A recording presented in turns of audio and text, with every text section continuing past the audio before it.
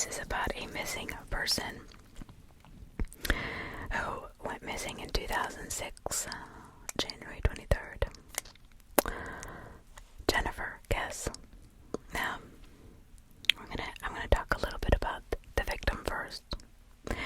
Jennifer Kesse was a fun, blonde-haired, blue-eyed, beautiful girl who was 5'8", just, had all the ambition and determination in the world.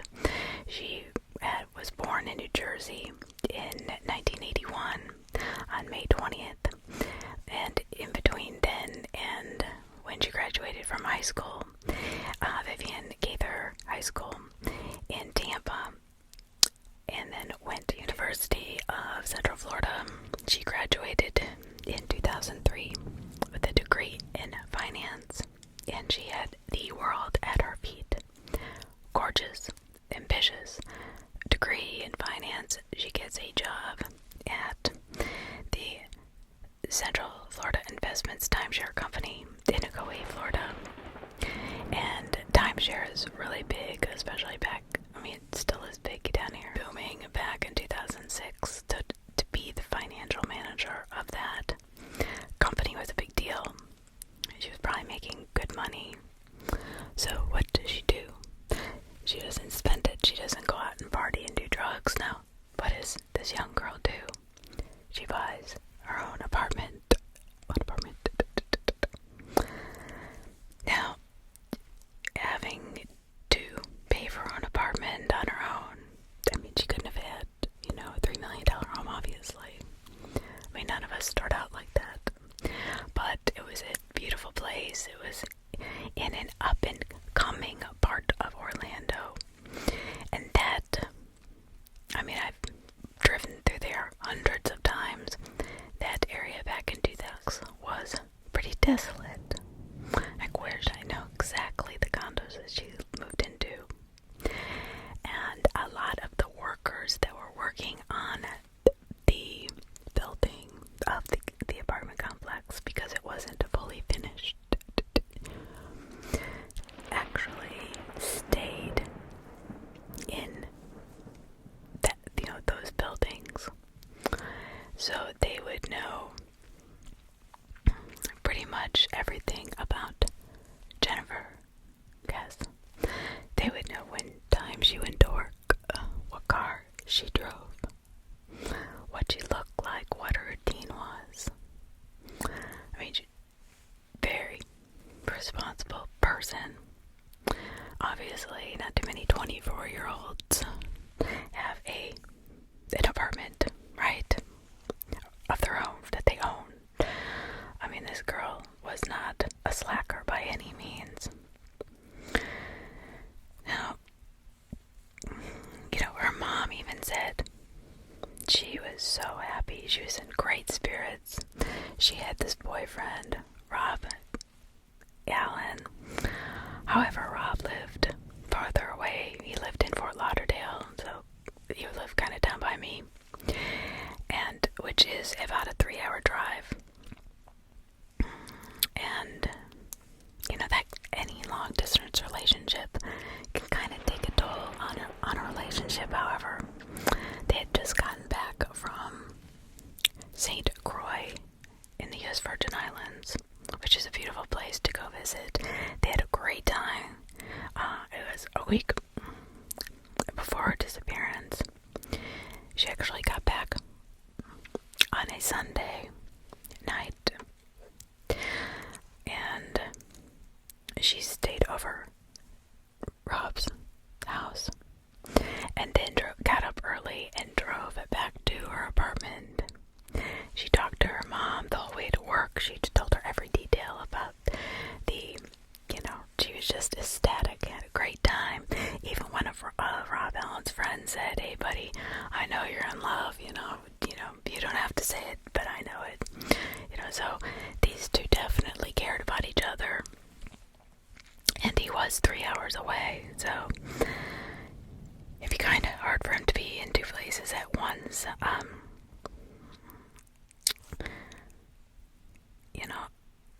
Her mother said she was on cloud 9. Later that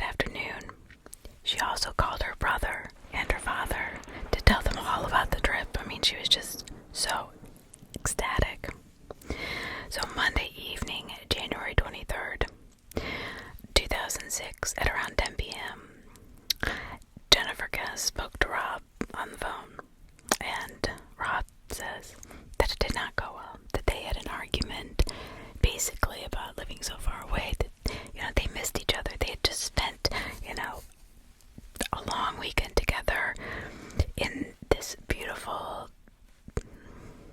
place that they just probably had the best time of their lives, and now they're back to work.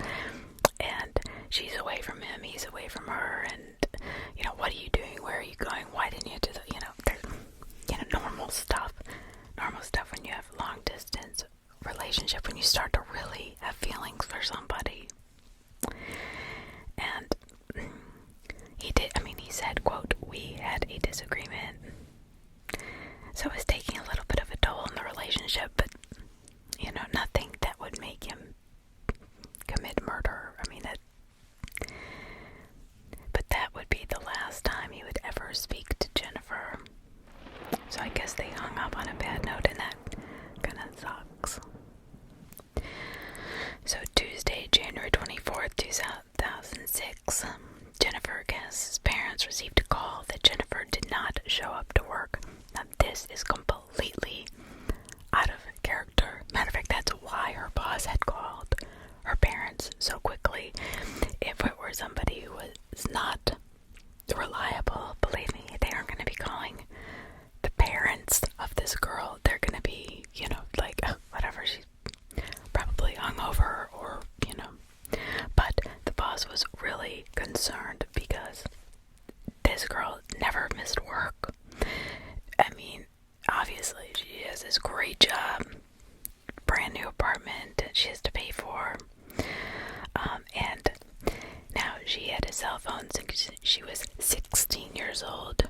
And her father said, never did she not answer. He said, actually, quote, her cell phone that she had since she was 16 years old went to voicemail for the first time. That is how we knew something was horrendous, or something horrendous had happened, unquote. So, apparently, she was really strict about keeping her phone charged and never turning it off, so her parents could always get a hold of her. She would never have to be, a worry to them like I was to my parents. So, within minutes, the Kesses and their son Logan were on the road. They were on the road to Jennifer's condo in Orlando. So, okay. Everything looked normal, her mother said. Her makeup was out. The shower was still wet in the corners. She had taken a shower. The white t-shirt that she had worn to bed was there. You can see the picture. Nothing seemed out of place. In fact, they said it looked like she had just been there, like they had just missed her. Quote, there was makeup all over the counter. The t-shirt that she had worn to bed was on the floor. The shower was wet in the corners, unquote, Joyce Kesse said. Her parents did notice, however, that her phone, keys, and purse were missing. So she must have been on the way out the door to work, right? She got ready. She took a shower, she got ready, and grabbed her things and went outside. Now this is where I believe somebody either abducted her or maybe followed her and then pulled her over on the side of the road, or somehow cornered her. Lived right across the way from Jennifer. So here's the thing. So they're basically, by sundown, many of Jennifer Kesse's family and friends gathered at her condo. They started to search for her everywhere. They held up signs on the street corner. They, missing person signs. They handed out flyers. They were right on it. Literally, the shower hadn't even dried before her parents had gotten to her apartment. So later that night, when there was still no signs of her, police officially declared Jennifer Kesse missing.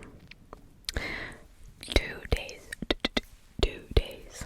after Jennifer Kesse went missing, her black Chevy Malibu was found in another condo apartment complex parking lot approximately one mile from where she lived. And unfortunately, you know what happens when you find a car of your loved one that's missing, right? Or anybody, you're like, oh, this is great. We're gonna find Jennifer, right? No. They found her car parked, and they looked in the trunk. Nothing.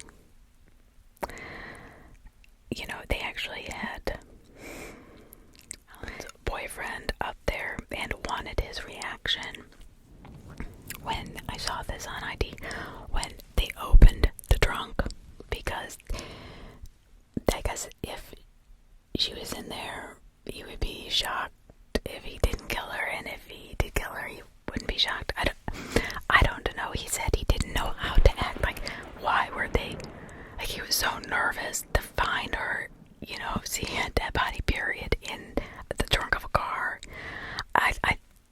I can see why the investigators did that, but I don't think that was necessary, because if they, I mean, that's something you can't take back. I don't know if I agree necessarily with that, but they did that. So nothing had been stolen out of her car. There was no evidence of a struggle. Nothing. So here they're all excited because there is surveillance at this condo, right? And they're thinking, oh, huge break in the case. We see this guy who parks Jennifer's car and then waits 30 seconds before he gets out of the car. And he walks right in front of the cameras. However, the cameras took pictures every 3 seconds. And he must have known this because he waits 30 seconds in the car. And then every 3 seconds, the camera's taking a picture of his face every 3 seconds. And there was quite a bit of footage.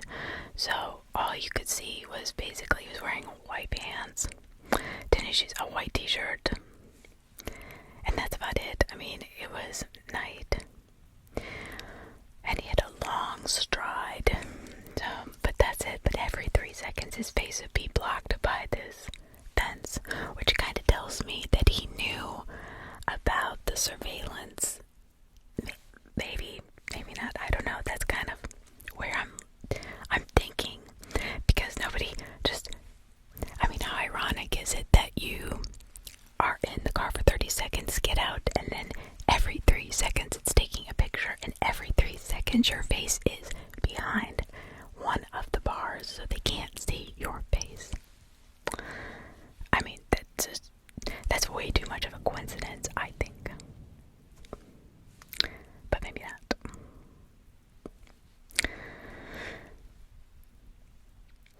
Jennifer Kesse's parents refused to give up, of course. I mean, they moved into her condo to be closer to the investigation.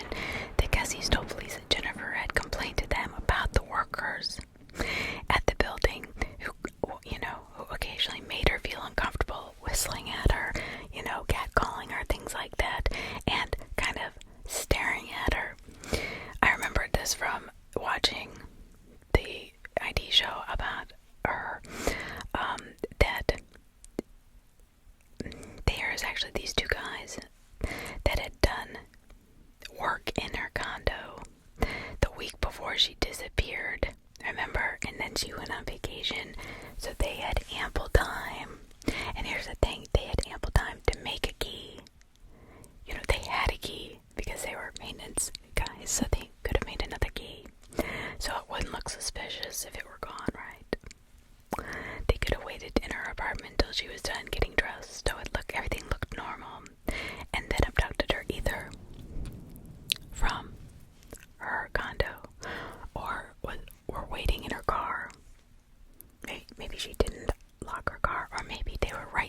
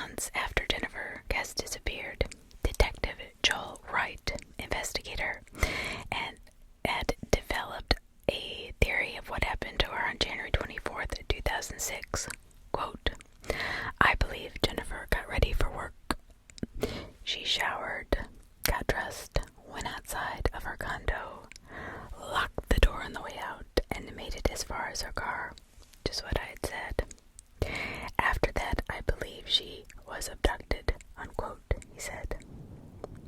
And that's kind of the best idea, or if anybody was going to abduct her, because nobody saw anything. I mean, nobody saw anything. All these people around all the time, and not a single person sees anything. Of course, nobody's going to talk to the police, especially if there are illegal immigrants working on this project. That's the only thing. I mean, they won't go to the police, even if they know anything. They're afraid to be, sent back to the country. Anniversary of Jennifer Kesses' disappearance, her family and friends gather on a street corner and holding up signs, just as they had done the day that Jennifer went missing. Quote, "We're a broken family," unquote, her father Drew Kesse said. "She needs to come home to her family." So, a fresh look. So, as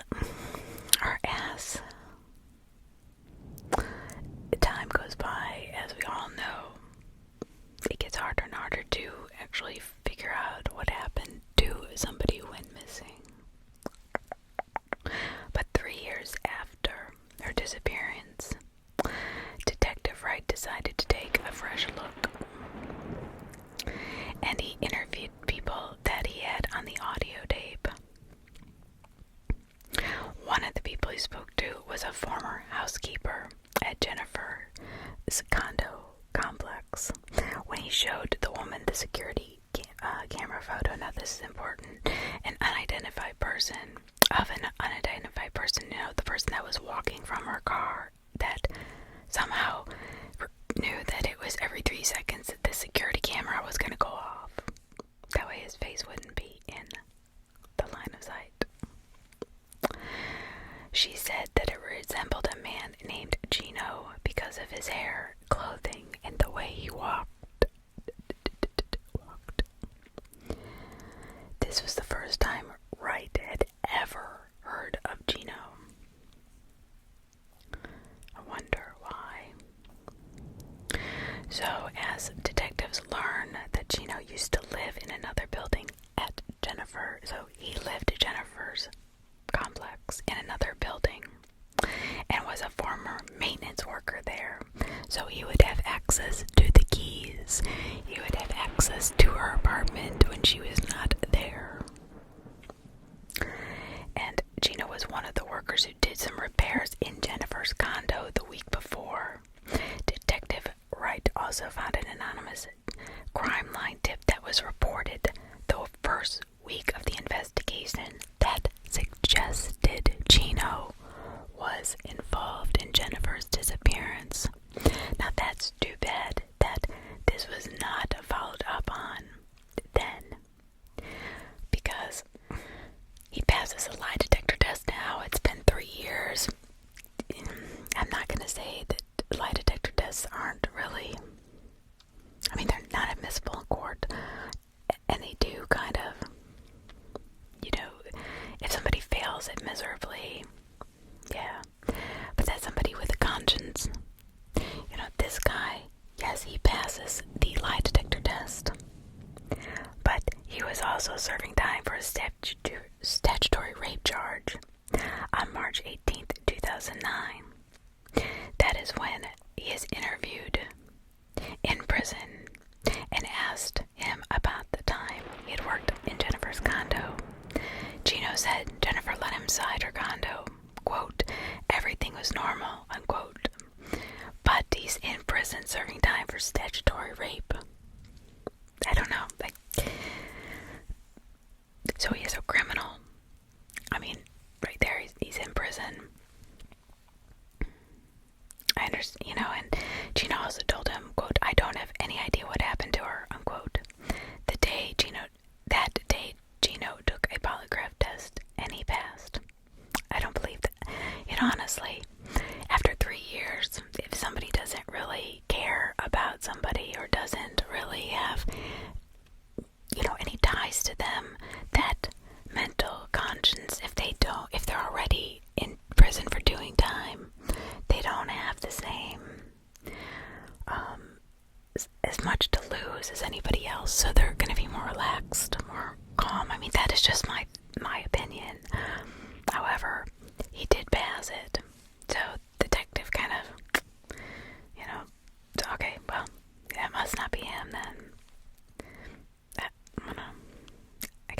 probable cause. At that point, there was none. In 2010, Detective Wright was reassigned, and as more time went by, the Kesses grew frustrated with the Orlando Police Department's investigation. What would really piss me off is that they had a crime tip about Gino the day she went missing. Now, why wouldn't they follow up on that? That probably would piss me off more than anything else, this case being from their point of view. So she has been gone now 10 years in 2016. And the state of Florida declares her dead. How heartbreaking is that to her family? Quote, "That was one of the hardest things I've ever done in my life," unquote, Drew Kesse said. So, in 2018, the Kesses sued the Orlando Police Department for a copy of Jennifer's case files. After months of legal wrangling, in March 2019, they all reached a settlement. The Orlando Police Department said, "Look, there's 16,000 pages of documents and 67 hours of video and audio tape. Here it is to the Kesses. But we do not want anything to do with this case anymore. It is off our hands. And we will no longer lead this investigation." Fine. So, Michael Toretta is a private investigator who works for the Kesses. He says he learned some 10 months after Jennifer disappeared, a person was seen dumping a rolled up piece of carpet into a lake not far from where Jennifer lived. Well, he found this tip to be very interesting. So what he did was he had a bunch of divers go out and spend hours searching this lake. And here's why he found it interesting. Because the day Jennifer disappeared, there were actually workers in the apartment complex laying carpet. So, a couple of things here. Gino, being the maintenance man, would have had access at night to a rolled up piece of carpet, extra carpet that the company had been laying that day. And two, that if somebody saw a body being, who throws up a rolled piece of carpet into a lake, just with that, with a body in it that looked like there was a body in it. I don't know. So they were laying carpet just down the hall from Jennifer's apartment, Toretta says. He knew he had to check this tip out, so they get this dive team out in November 2019. Local police did come out with a dive team to search the lake where an eyewitness said the piece of carpet was dumped. They spent 2 days searching, but did not find anything.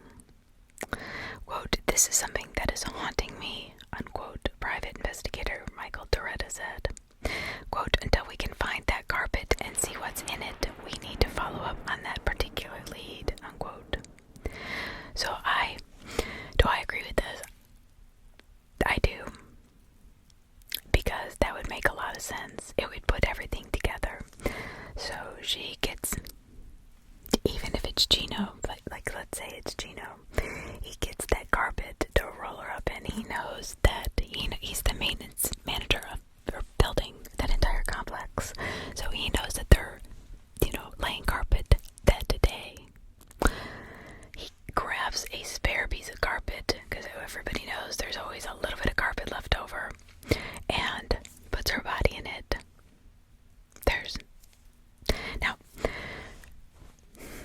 So he would have to have taken, it doesn't say what this person was driving, it was just a tip.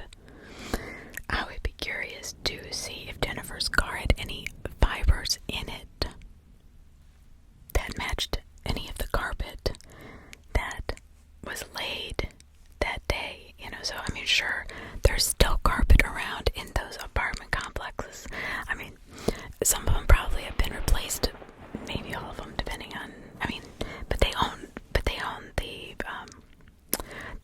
because most of the people owned them.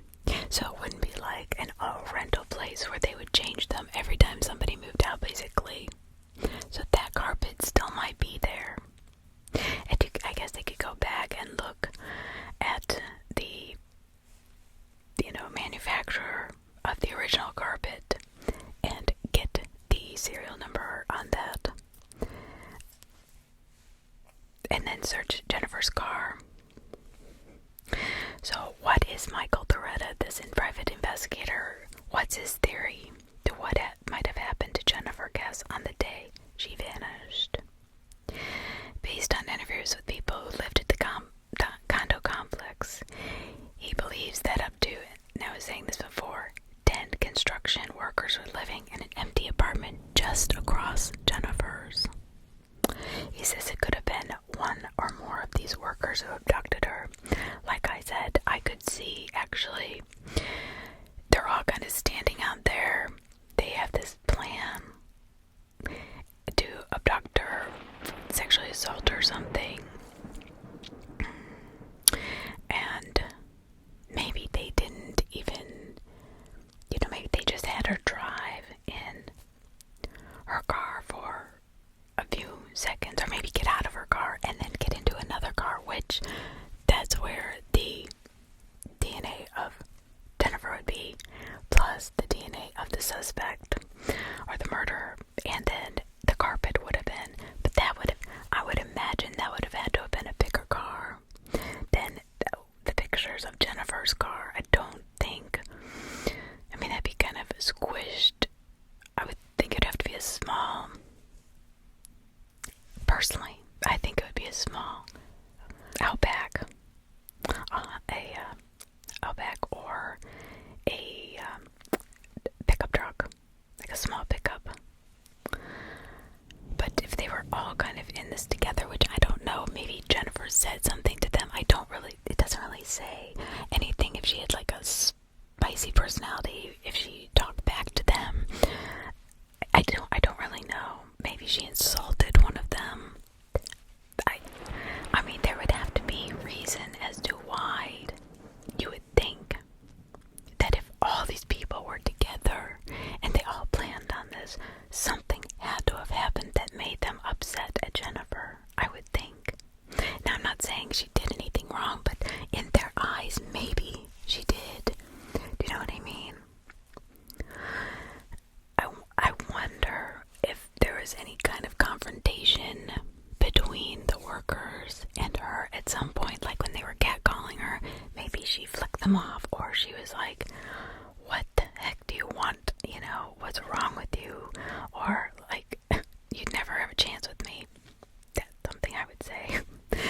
I can be kind of mouthy, especially when I was 24.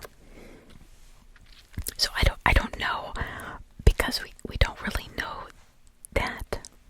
Maybe it just got so frustrating for her that she was like, screw you guys, leave me alone. And maybe they had come on to her while working at her apartment. She threatened to call the police on them.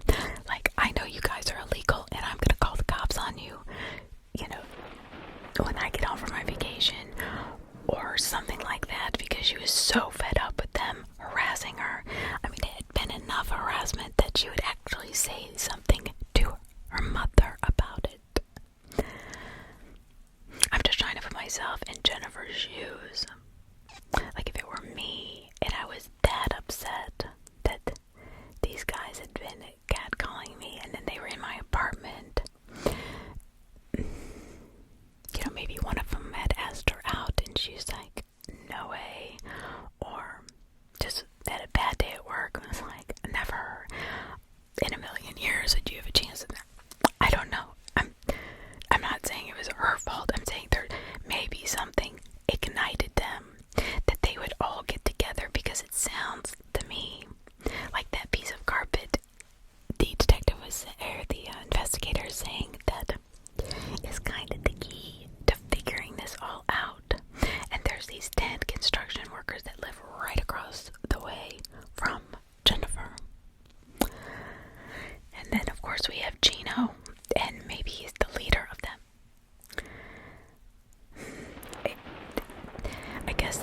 so frustrating as parents, because when you have people that do not know you, that have taken your child, man or woman, they're so hard to find and to actually,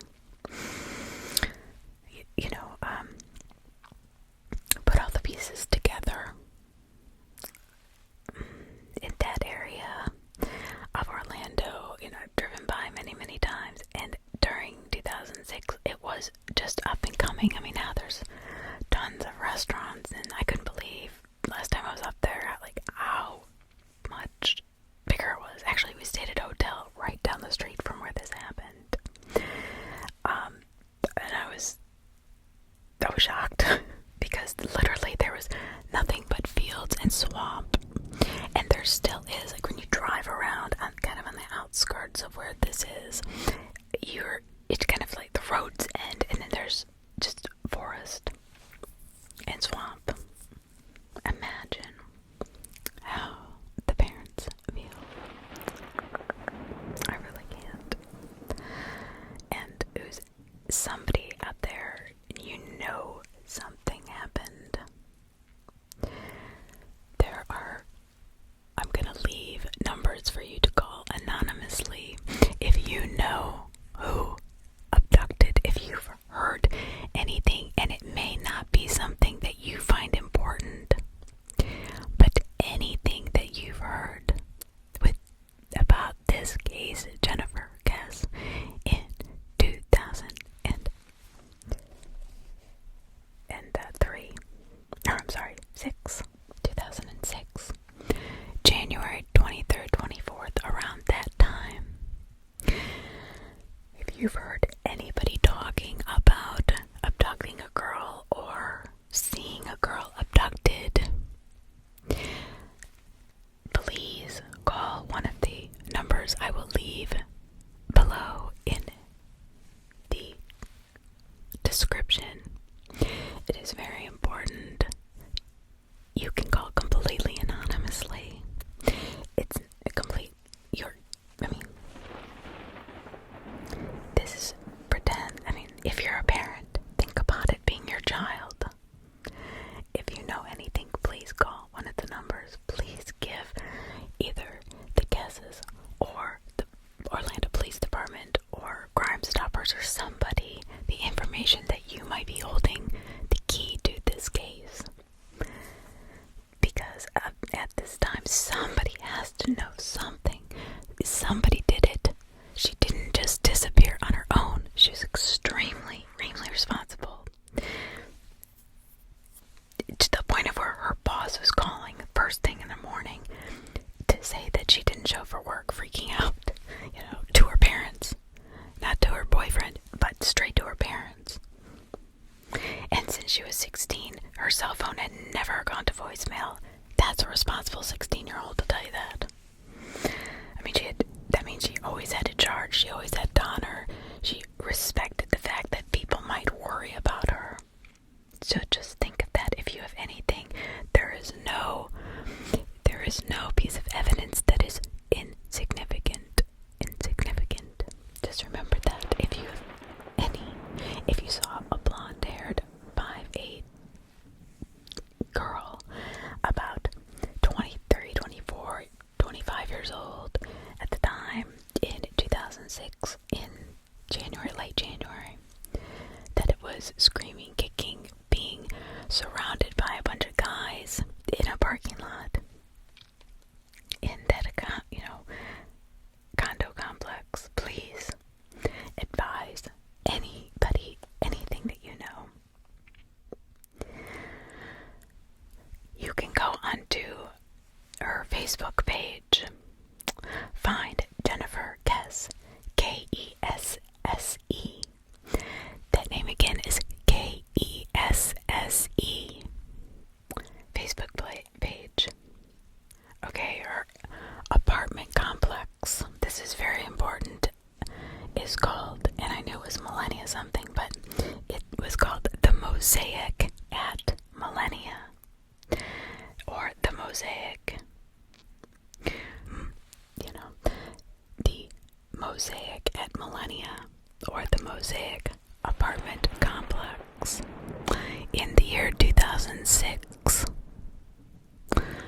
in Orlando, Florida, and saw Jennifer Kesse, or a blonde-haired, blue-eyed girl, being taken from her apartment. Unfortunately, out of the 447 apartments, only 250 were occupied at the time of her disappearance.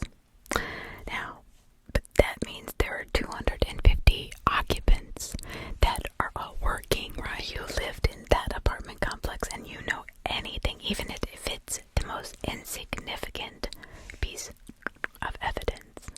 It may not be to the case. If you saw anybody or a truck or a car that was taking a blonde-haired, blue-eyed girl away during that date, 2006, January 23rd, 24th, in the condo complex of the Mosaic. If you saw them, anybody, with a rolled piece of carpet on that date, even if it was you're just thinking, oh, they're just laying carpet. If you saw two people and you know the type of car they were driving, and they put this piece of carpet into this car, whatever it is, call the hotline. Let people know what kind of car. If you saw what they looked like, if you knew who they were. A lot of times people think, oh, what I saw was insignificant to any case, but it may not be, because that piece of evidence did not come out right away. That everybody who lived at the Mosaic at the time, think about anything that was strange in any way, shape, or form. In January, late January, in the early mornings hours, with a she had blonde hair, blue eyes, she was 5'8". She was not a tiny, short little girl. She was a taller, very beautiful woman who probably held herself very well, who you could not miss. So I'm sure one of the 250 residents that lived there, or more, those were the units that were occupied, somebody must have seen something. I feel for these parents. I really do. I feel for their friends. I feel for her boyfriend. They thought they had a future together. Here he found somebody he could really get along with, and she disappeared. Can you imagine losing a child and then not knowing what happened to them ever again? I mean, you don't even have the peace to know that she is actually dead or alive, or if she was tortured or how she died. I mean, all these crazy things would go through your head. And that, I think, is the most tragic part of any missing persons case. And I always feel just horrible knowing that I have a daughter of my own. And day after day after day, to know that, she's still out there, whether she's alive or not, but her body is still out there, would be heartbreaking to any parent. So, if you have any information, I will leave, again, the numbers in the description. And that is it for the Jennifer Kesse case, missing persons case, from 2006, January 24th. So, have a wonderful evening, afternoon, or morning,